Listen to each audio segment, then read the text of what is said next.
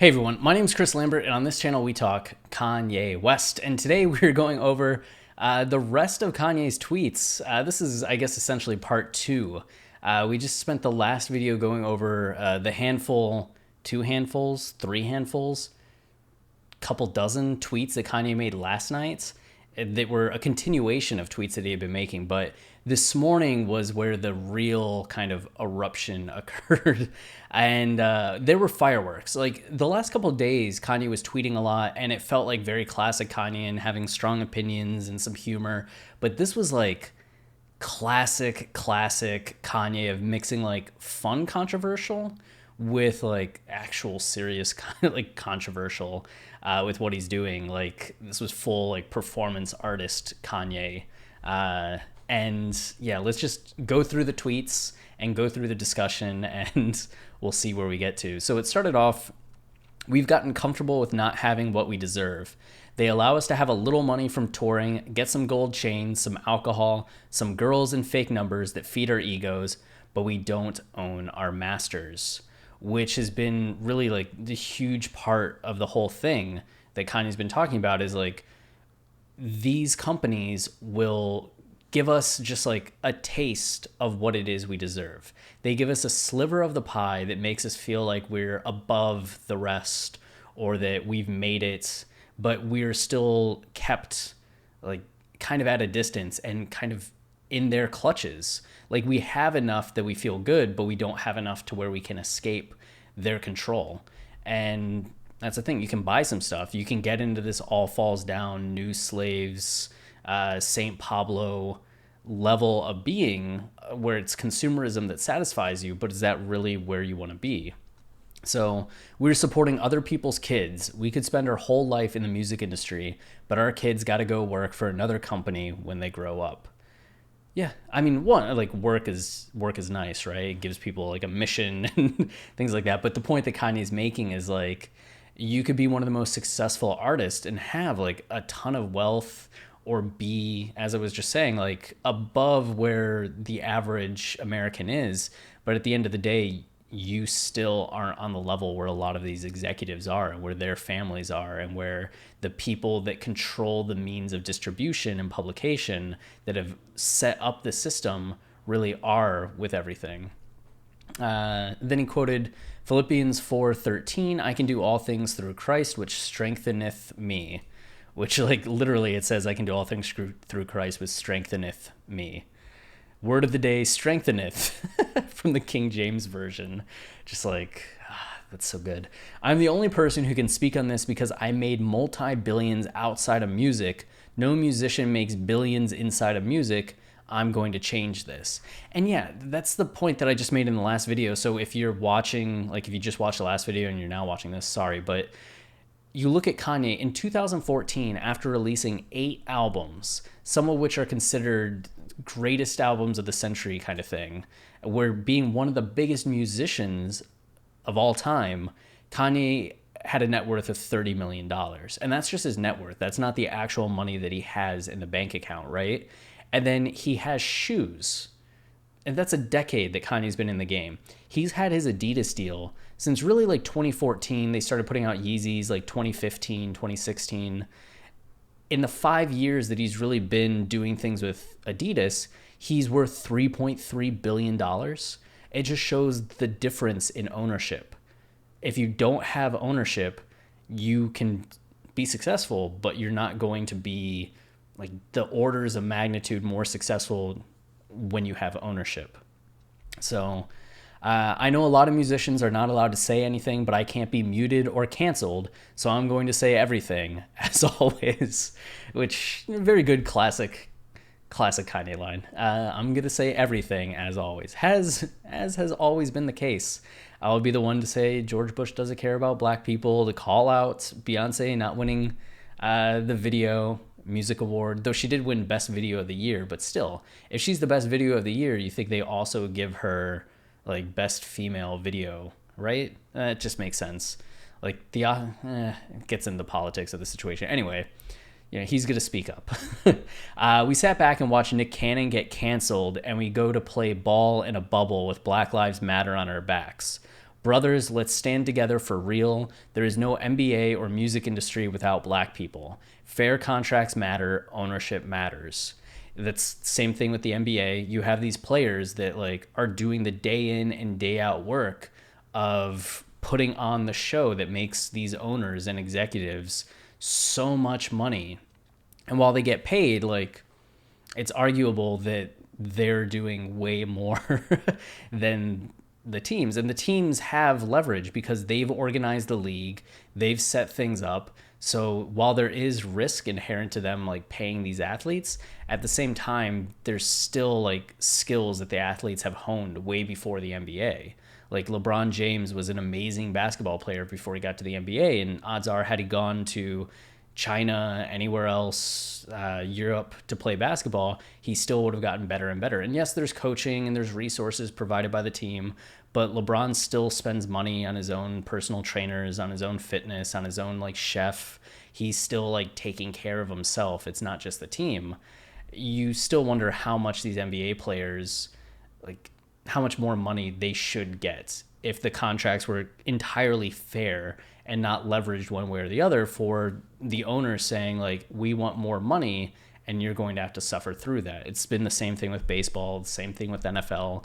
These sports leagues really do skew things and the players have to fight or strike. But if they strike, they lose their livelihood and the owners are already so rich that it doesn't matter to them all that much because they can just throw their money into everything else or sit on just the interest that their money makes and be good for a long time. So yeah, a lot of players really are at the mercy that if they want to keep making money, they have to play and follow the rules of the league. And Kanye's just saying like, yo, you're playing ball in a bubble with Black Lives Matter on your jersey rather than like doing something else or fighting the fight. Like, we need to fight this. Nick Cannon getting canceled. He did get canceled. It's still like a weird situation to me because on the one hand, I get where Kanye is coming from because it also feels like he supports maybe some of the things that Cannon was saying, but Cannon was also speaking his opinion on matters that are more controversial in nature and that did upset people. On the one hand, they are just like his opinions and views. So is that really enough for his entire livelihood to get away or be taken away? On the other hand, like, I don't know if he's the best example of somebody that was harmless in what they were thinking. I don't know. It's a complicated situation for me because it gets to like Cannon's personal beliefs without really affecting his job or affecting how he's treating other people. Similar to Kanye, like people have been really upset with things that Kanye has said or his support of Donald Trump, but what he's done as a person has all been like decent. Like Kanye's a good person, and I feel like Nick Cannon overall has been a good person from the little that I know about Nick Cannon. If he has these beliefs that are just his personal beliefs that aren't outright hateful, but maybe like ignorant on a topic, skewed on a topic, I don't know. It's just a little more complicated to me where putting like Nick Cannon on the same level as like a Black Lives Matter situation with like George Floyd or like police brutality. Anyway, moving on. We have this photo from Andre. Let's see. I thought I was 11 days behind reading the Bible in a year, but it looks like we're right where we're supposed to be. God is with you, bro. And you can see that this app, Bible in 1 year, and at the bottom, for he will command his angels concerning you. And just the idea that God would be this angel that's getting commanded to like help other musicians. I don't know if this is Andre 3000 or somebody like in their fights. So Kanye would be like the person that's fighting on the behalf of others. What else do we have? People say it's enough and I got my point across. The point isn't across until we cross the point. Ooh. Right? Like he did make his name heard, but what's changed? Like you can say all this stuff, but until something's done, until something's been signed, until there's a difference that's been made, like the point hasn't been made. Like you can just complain, and then if you go back to the status quo, then you just go back to the status quo. We used to diss Michael Jackson. The media made us call him crazy. Then they killed him. which it gets back to the Kanye's kind of views on this subject, which I talked about in a previous video, where it's like he talked about Michael Jackson called out the president of Sony for being racist and mistreating black artists, and then saying that they killed him for that.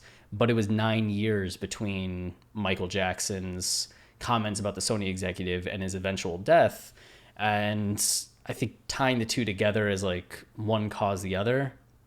Complicated, but it seems that Kanye is getting more out of the idea that they canceled Michael, they blackballed him, they had us mock him, they assassinated his character, which led him on a path to having some issues that led eventually to his death. So you could start making a connection that's a little longer through cause and effect than just like outright this and then this. The media tries to kill our heroes one at a time. The media has no heart when it comes to anybody. If there's any kind of scandal, any kind of story, they will exploit it. And even if there isn't a scandal, they will try to exploit it. Like, the media can be awful. Universal won't tell me what my masters cost because they know I can afford to buy them. That's interesting. I don't know if that's like a standard policy, like, or if they even say, you can buy your masters at one point, yada, yada, yada, but then won't tell people, won't get back to them. But yeah, Kanye can't afford to buy them. Excuse me. Everyone, please cover me in prayer. I am one of the most famous people on the planet, and Universal won't tell me what my masters cost because they know I can afford them. Black masters matter. My children will own my masters, not your children, my children, my children, my children. Just getting at what he was saying earlier about the work of these artists go to benefit the children of other people that are really making most of the income off of the work of these artists. And Kanye's like, no, like, my kids will like earn from my work, not your kids. Nat Turner, and just clarifying for anybody that didn't know, Nat Turner, and he had led the only effective sustained slave rebellion in U.S. history. So Kanye's just reminding us, like, this is who I'm inspired by. This is who I feel like I am right now. He's been calling himself Nat Ye. Sony, you not off the hook either, one battle at a time. Yeah, so he's been calling out Universal, but he's saying, like, Sony, we're gonna get to you. Everyone at Universal and Vivendi, please understand that I will do everything in my legal power and use my voice until all artist contracts are changed. Starting with getting my masters for my children, I will not stop. I promise you, I am petty and very personal. As we have seen Kanye in the past get very petty and very personal, you may remember Wiz wears cool pants, or telling Wiz that he like owns Wiz's kids. Like, yeah, he can escalate to that point very quickly. Psalm 118:6, the Lord is with me, I will not be afraid. What can mere mortals do to me? I know my Lord and Savior Jesus Christ will make fools and punish all who have participated in unfair contracts. Romans 12:19, dearly beloved, avenge not yourselves, but rather give place unto wrath. For it is written, vengeance is mine, I will repay, saith the Lord. I need prayer, I need coverage as I go into battle. Everyone, please pray for me. You know what the system never counted on, millions of prayers at once. Everyone, I appreciate your prayer so much. And he said, meanwhile, and just shows Othello, which is the game that he said was like Connect 4, that's been his new obsession. And it kind of is like Connect 4, but you move one at a time and try to get as many pieces on the board as possible, rather than just, 4 in a row. And you can see Don Drop today had oh shit Othello as an analogy all this time, which I guess just the idea of black artists, black versus white, the idea that Kanye, like, what he's fighting for. But I think Kanye might just say that he was actually playing Othello. Like, okay, he's going to take a break for right now, going to play Othello. And it was like an hour later, he came back and said, I honestly need all my Royers to be museum quality. If I see a fake Royer, I'm going to have to Rick James your couch. So you can see that Kanye's back in his Calabasas abode. That's the only place I know that's this white and museum quality. And Royer is this the designer of this couch. And you can see here a lot of his furniture, and that's the man himself. And then Ephesians 6:12, for we wrestle not against flesh and blood, but against principalities, against powers, against the rulers of the darkness of this world, against spiritual wickedness in high places. Ephesians, you may remember from Hands On, where he's like, people saying that I only halfway read Ephesians, where Kanye is deep into Ephesians right now, and just the understanding that, you know, you're not attacking another person, you're attacking institutions and the powers that try to keep people down, the wickedness in high places. Okay, guys, check this out. I don't have a contract with Universal. I have 10. They try to bury us alive. That's a ton of contracts. And he's going to post them. Oh my God, we still have so much to get through. I may cap this too. Okay, guys, check this out. I don't have a contract. Colossians 3:12-17. Put on then, holy and beloved, compassionate hearts, kindness, humility, meekness, and patience, bearing with one another, and if one has a complaint against another, forgiving each other, as the Lord has forgiven you, so you also must forgive. I forgive everyone from the music industry that is involved with modern day slavery. Vengeance is only the Lord's. Yeah, I mean, Kanye's comparing these to like keeping people enslaved in their contracts. I mean, Kanye said his contract was for a lifetime with no outs possible. He said that a couple years ago, and it's just like, how can you have a lifetime contract with a music recording company? Like, there's no way to get out of it. There's no way to break it, and they can sue you if you just say like, hey, I don't want to make music anymore. I want to retire. I want to do something like crazy.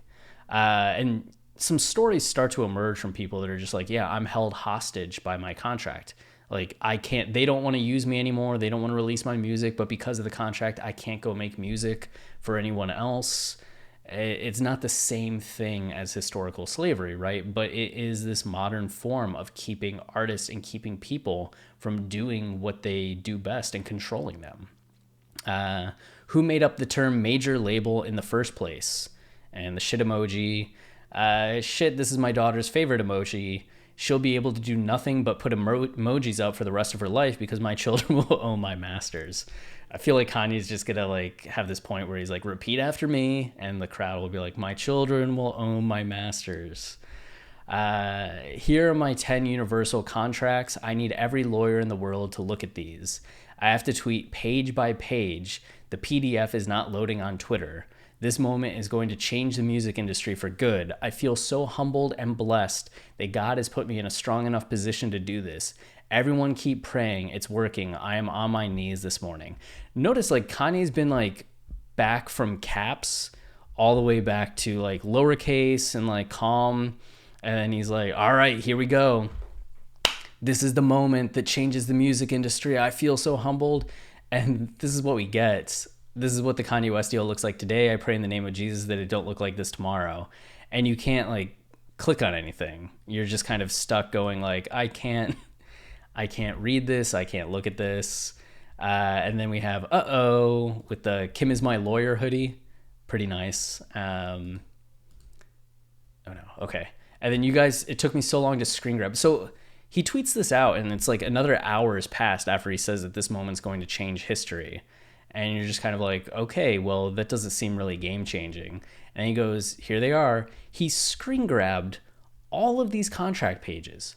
All of them. We're just scrolling. Look at this. Still going, still going, still going. And I liked all of them. Still going, still going, still going. Oh, didn't like this one. Still going, still going, still going. There. So it took him, that's hour 5. It took him like an hour change in terms of time to like tweet all of these. And you may be wondering like, Chris, how many pages was that? Was that 50 pages, 60 pages, 80 pages? It's 113 pages. Danny Deal here on Twitter just like accumulated them all into a PDF, and it's 113 pages, which is pretty wild. And he goes on like, woo, that was a lot, guys. Yeah, it was a ton. Okay, y'all, music coming next, which like, what? You just said you weren't going to put out any new music until the contracts were changed, and now you're saying music coming next? And then we get this. This is the glory, and it's just the MP3. Like, you can't listen. It's just a file name. Jerk. I wonder if Universal gonna call me. I promise I have more ideas. I will not stop. I promise you on God. Yeah, I don't think he's gonna stop. All the musicians will be free. Bono, can I get a retweet? I love you, Paul. Can I get a retweet? Love you, Drake, Kendrick, even Taylor. We need you right now. Which this is something that Taylor had spoken up about a couple years ago. I don't know if the tweet's here, but she had posted that like artists aren't treated well and that she wasn't going to support like a streaming service until there was a change to how artists were paid. So I think she's down for the mission. It's just because it's Kanye, will she not? And as I just show this video, so this was like this was the Yeeziest part. This was Yeezy. Trust me, I won't stop. That's his Grammy. That's his actual Grammy. Those are his actual feet, and that's his actual stream on the Grammy. Like, dude just pissed on his Grammy. Like, he pissed on his Grammy. He put a Grammy in a toilet and he pissed on it. When in the history of the world has that happened? Do you think anybody else in the world that has a Grammy has put the Grammy in the toilet and then peed on it? I don't know. I don't think anybody has. Like, no, that has to be a first. Okay, if they have not tweeted it for everybody to see. I think that's a first. Like, we just witnessed a first in the entire history of the world. And man, and he said, trust me, I won't stop until all is fair. Trust me, from Nat Ye, aka Baby Putin, which I think Baby Putin came from the thing on the wall, always listen to Ye, that we went over in the last video, where it's the studio rule, and it's a photo of Putin flipping somebody over his shoulder in like a martial arts match. So I think Kanye is just like ruling the studio, or ruling like Pinewood in Atlanta as if he was Putin, and just calling himself Baby Putin. In the spirit of my God, Father Irving and his best friend Robert. So I think that's Irving Azoff, who he had referred to earlier, which is Kim's essentially uncle, and his best friend Robert. I think that's probably Robert Kardashian in that, and he's just kind of channeling them. I think that's what we're talking about, but I may be wrong in that assessment. Oh God, some of those images. And then here from Hipboy, let's go. This could be a whole video. So Hipboy commented, I've been a fan of Kanye on a personal human level since he told me face to face he stopped picking my beats because I worked with Beyonce. Which just like is mind blowing, because this is the same guy that got on stage and was like, Beyonce had one of the best videos of all time. And now he's like not working with Hipboy because Hipboy worked with Beyonce. This is after I produced In Paris, Click, and a myriad of other projects for him and his label Good Music in the 2 years I was signed with them. This tweet is something I can agree with, though. UMPG, Universal Music, has held me in what the last 3 lawyers I've hired have referred to as the worst publishing contract they've ever seen since I was 19 years old. I'm 33 now and have multiple Grammys, produced a lot of your favorite artists' biggest songs, on top of turning in over 450 plus records since I first signed, and UMG still doesn't have it in them to simply be fair. If they're doing this to me with all I've accomplished through hard work, I can only imagine the kids who don't have big placements, proper guidance. If I have to be the one to get blackballed for telling the truth and trying to set the next generation free, then so be it. By the way, I produced 10 plus joints on the current #1 album in the country, D2, Big Sean's album. UMG, Paulo Wadadan, Jody Agerson, I Am Walter Jones, and the company who's helping me on the management side, Rock Nation, let's fix this. Slave deals are still very real, rampant in 2020. Yeah. So Hipboy's coming out and saying all that. And Kanye follows that up with, hi guys, trust me, we will not stop. Hipboy, first to stand up. I didn't have a problem with him producing for Beyonce.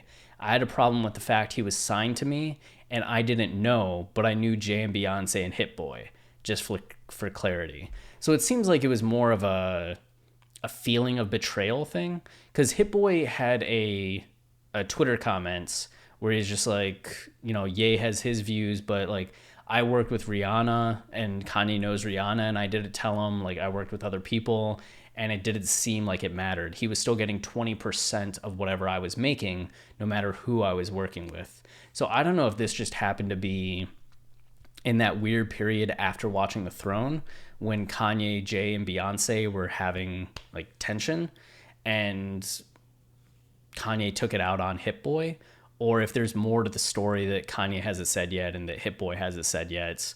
But from Kanye's perspective, he just felt like because Hipboy was somebody signed to my label and I know all of them and none of them told me that Hipboy was going to work with Beyonce, I was upset. Still seems strange. Oh my goodness. We're near the end. Okay. Only museum quality, boys.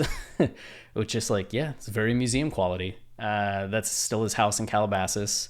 And then 90% of the record contracts on planet are still on a royalty. A standard record deal is a trap to never have you recoup. And there's all these hidden costs like the distribution fees many labels put in their contracts to make even more money off of our work without even trying. So it's one thing if the labels, like say for Watch the Throne, I saw in the contract, the label put up $2.5 million in the budget for Watch the Throne. But that was also part of the money that they were going to recoup before anything was paid out to Kanye. So they gave Kanye $1 million advancements. So he has this $1 million. That's also going to be recouped. So for Kanye to get paid off of the album, Universal needs to not only make back the $2.5 million that they put in first, but then also the $1 million that they gave Kanye.